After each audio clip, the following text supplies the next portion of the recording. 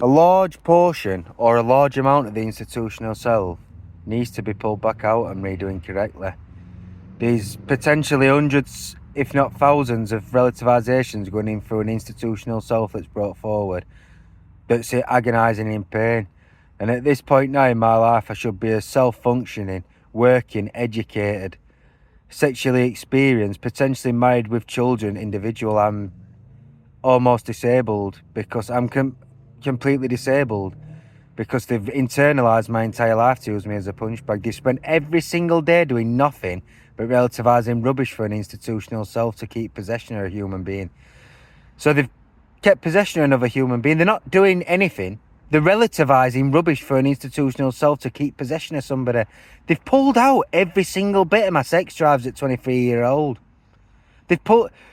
I can get sexually aroused as such, but not of my own accord. When you see a attractive member of the opposite sex that you potentially would like to engage in sexual activity with, and you feel the excitement or any kind of arousal towards or attraction towards the individual, I don't get this, because they've pulled every single bit of it out and internalised it.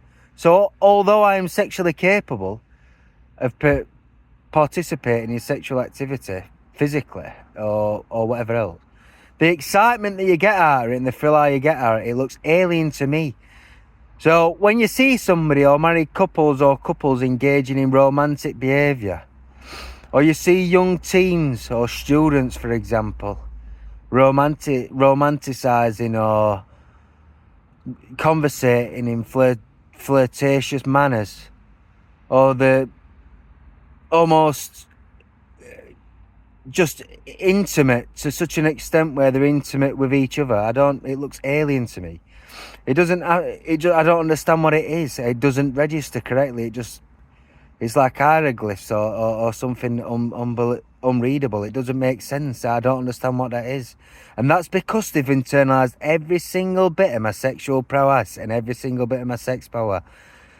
And that's it to conclude. As I've stated, physically, I could potentially participate in sexual engagement sexually. There's no problems with erectile dysfunction or any kind of these issues. The fact is, they've used mortification of the self for that long now, over 8 years.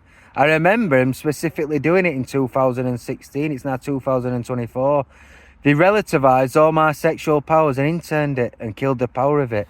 It means since then, I have had limited sex drives. What I mean by this is, as I've said, you can participate physically in sexual engagements or whatever else, but the romantic side of it, erotic side of it, intimate side of it, the loving side of it, the fact that the man wants to have relations with females for sexual gratification or any of these things, or just romance in general, they've pulled a lot out. They've pulled every single bit of my sex power out. That's an expensive decision to make with somebody's life as a bog standard constable or probation officer. That's a massive, significant decision that they're making with somebody's life. That kind of decisions needs to have a lot of convictions with that genre of action. So if you're a sex criminal predator that's been convicted multiple times, then you might look at doing this kind of stuff. Do you know what I mean?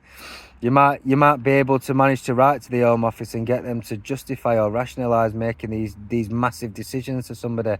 I've got to have done this to a 23-year-old man with his entire life in front of him, that's quite clearly wanting to be sexual active, that's got his whole life in front of him. It's an absolute joke. South Yorkshire police are a complete joke. The crime that they've just committed by internalising somebody's sex drive is an imprisonable crime, and they don't acknowledge it. You can go to jail